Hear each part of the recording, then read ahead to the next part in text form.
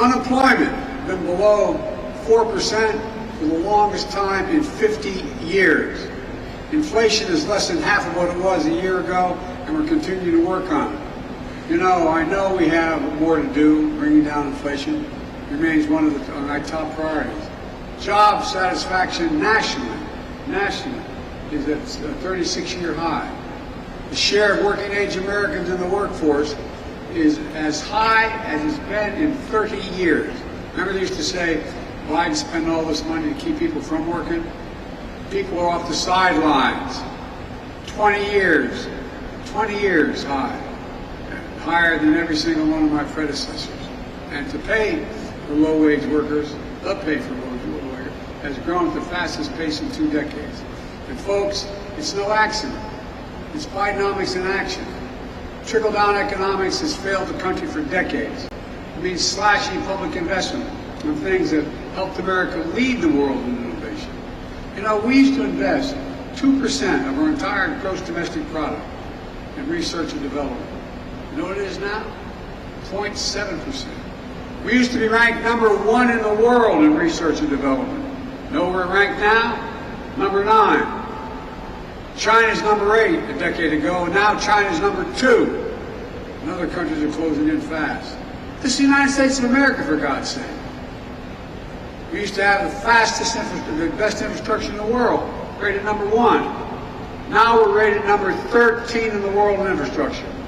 How can you have the best economy in the world and not have the best infrastructure in the world? Under my predecessor, Infrastructure Week became a punchline. Every month. Anyway, I won't get into it. On my watch, we're making infrastructure a decade headline. A decade. Yesterday, we announced that since I took office, we've attracted $500 billion, $497 billion in private investment in American manufacturing, both here and around the world. It's historic. And it's Bidenomics in action. Instead of exporting jobs to cheaper labor costs, what we did for decades, we're creating jobs here and exporting American product, not jobs. That's the story here in South Carolina. Earlier, we heard the leadership of Enphase say that $60 million they're investing here. Well, that's 1,800 jobs across the country, and up 600 permanent jobs right here in South Carolina. All a direct result of the so-called Inflation Reduction Act we wrote and passed. Well, that's the legislation in the past where so much money is coming in to make all this happen. By the way, parenthetically, I want you to hear about the deficit. I cut the deficit $1.7 trillion in 2 years. Nobody's ever done that. Cut the debt $1.7. It generates income. It generates growth. Enphase first commercialized the component that converts solar energy into electricity. All that solar energy doesn't do a whole lot of good if you can't do it and convert it into electricity. It's called, they've invented a thing called a solar microinverter. Jobs that used to go to Mexico, India, Romania, and China are now coming home to South Carolina. Now Enphase is partnering with Flex to make these parts here in South Carolina. And today, they're shipping their first microinverters made in America.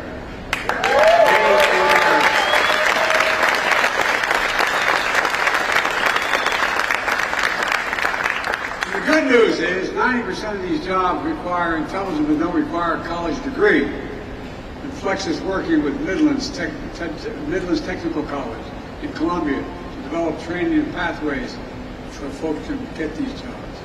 Since I took office, we've seen over 60 domestic manufacturing announcements all across the solar supply chain. One of the biggest is in Dalton, Georgia. You may find it hard to believe, but that's Marjorie Taylor Greene's district.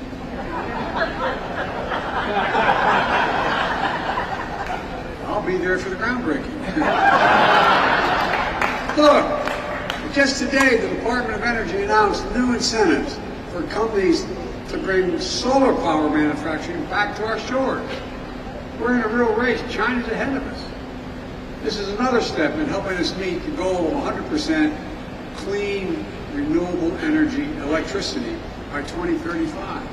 By 2035, all electricity in America is going to be generated by clean energy. That's a big deal. It's saving billions of tons going into the air, pollution. You see the same story in semiconductors. Those small little computer chips the size of the tip of your finger that affect nearly everything in our lives, from your cell phone, to automobiles, to refrigerators, to the most sophisticated weapon systems. They need these. And guess what? America invented these chips. We're the ones that invented them. We sophisticated those chips. We made them what they are. But over time, we went from producing nearly 40% of the world's chips down to less than 10%. That's why we designed and I signed the Chips and Science Act. All these names don't mean much until you know what they produce, because I knew we had to reclaim America's leadership. Now, all over the country, semiconductor companies are investing a record hundreds of billions of dollars to bring chip production back home in Ohio, New York, Arizona, all across like outside Columbus, Ohio. Intel is investing in 1,000 acres outside of Ohio, $20 billion. $20 billion. It's going to take 7,000 people to build the two, they call them fabs, factories, and it's going to take 5,000 permanent workers. Near Syracuse, Micron is investing up to $100 billion over the next 20 years, beginning now. In Phoenix, Arizona, TSMC is investing $40 billion, producing thousands of good-paying jobs. As I said, for example, in Ohio, those 7,000 jobs building the facility are going to generate economic growth in an entire region outside of Columbus, because they bring along unique stores, unique drugstores, you need a lot of things to maintain those jobs. And we're also seeing 3,000 jobs, those 3,000 jobs working in the fabs, can make $100,000 a year. That's the average salary. And you don't need a college degree. Make $100 grand. The middle class, this is a game changer. We're investing in the American agenda is about bringing supply chains home. Clean energy future, made in America. Before the pandemic, supply chains weren't something most Americans thought about. If I said to you 6 years ago, we're worried about a supply chain, you look at me like, huh? Well, I would have looked at you the same way. But today, after delays in parts and products, everybody knows why supply chains matter. We know for too long, China's dominated the production of raw materials needed for critical products. That's why we're building alliances with our friends all across the world, increasing our production here at home to create alternative sources for the minerals we need. Our goal is to bring full battery supply chain home. We create a battery belt stretching from Michigan to Georgia. In Chester County, South Carolina, Albemarle is investing $1.5 billion to process lithium for electric vehicle batteries. That's not only create 300 permanent jobs, but it will lift up a whole community. A whole community. Restore some pride. It matters. The lithium will power components like it's going to be being made in redwood redwood materials near Charleston, where the company's making the largest investment in the history of the state. $3.5 billion to build a battery materials manufacturing plant, creating 1,500 jobs. That's another community changer. It's a game changer. And those materials will go into batteries that will be recycled by companies like Serbia Solutions, which is investing $300 million here in Richland County, creating another 300 permanent jobs. That's community after community after community. Let's bring that change. And it's on its way.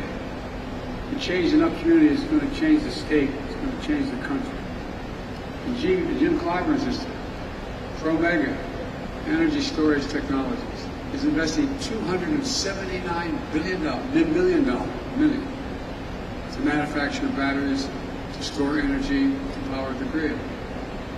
Look, what do you think we have said if I came when I was here trying to get the nomination 3 years ago? and I told you, while I was campaigning, that we'd see this kind of investment in South Carolina, billions of dollars, I think you would have been a little skeptical. That's why I fought so hard for the things I wanted to do. Didn't get much help from the other team. That didn't stop us from getting it done. That's going to transform America.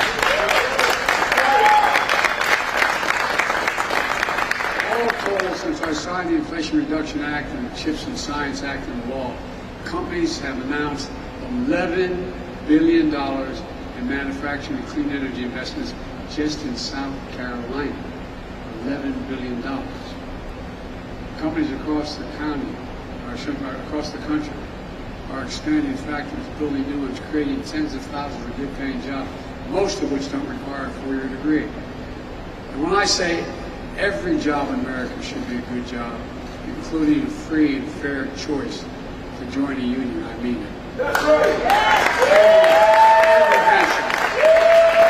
The manufacture of clean energy technology will be made stronger by collective bargaining relationships. That's up to you to decide. It's not just manufacturing.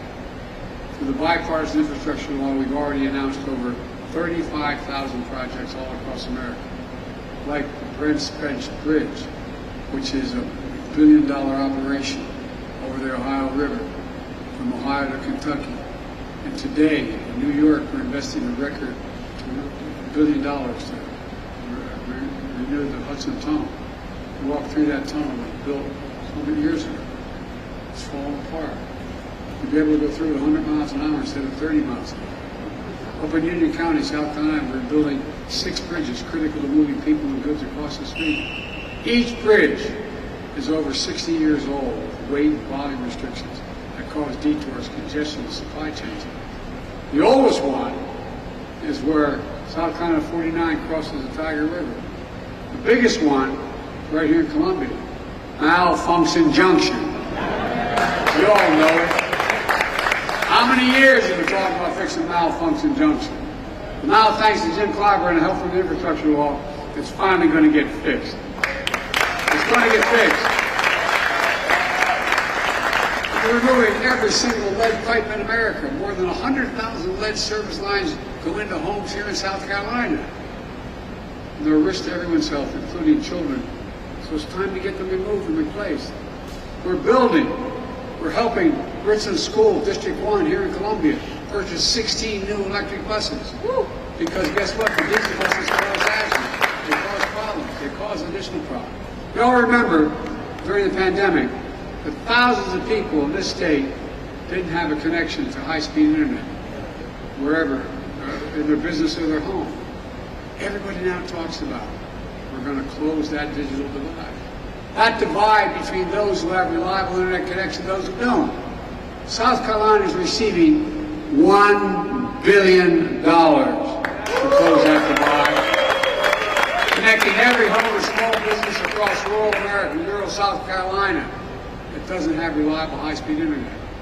Thanks to Jim Clyburn's Affordable Connectivity Program, fancy name, but it's real.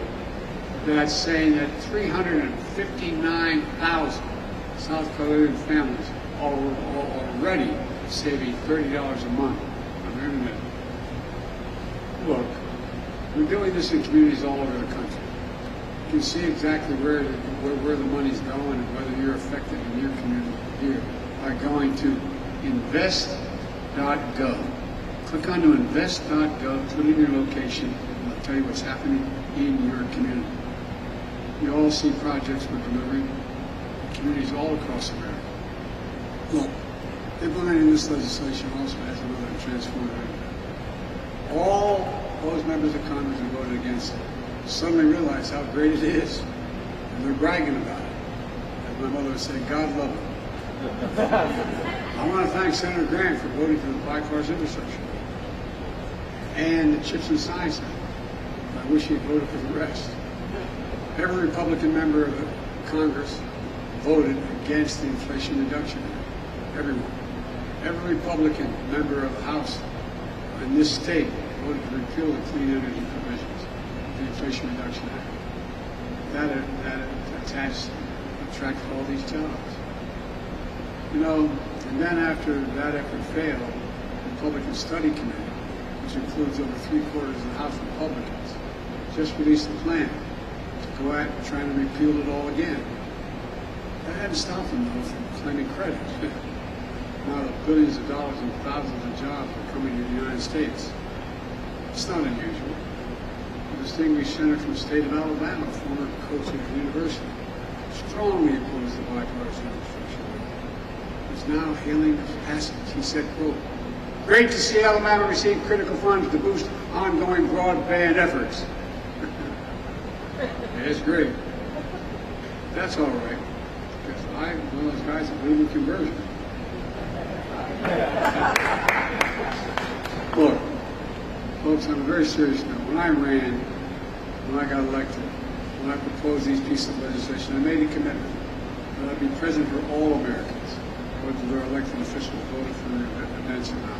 All Americans. Wherever you voted for me or not. And I've kept my promise. In fact, some analysis has said that the laws I've signed are going to do more to help red America than blue America. Well, that's okay with me. We're all Americans. And my view is, wherever the need is most, that's the place we should be helping. And that's what we're doing. Because the way I look at it, the progress we're making is good for all Americans. All Americans. Let me close with this.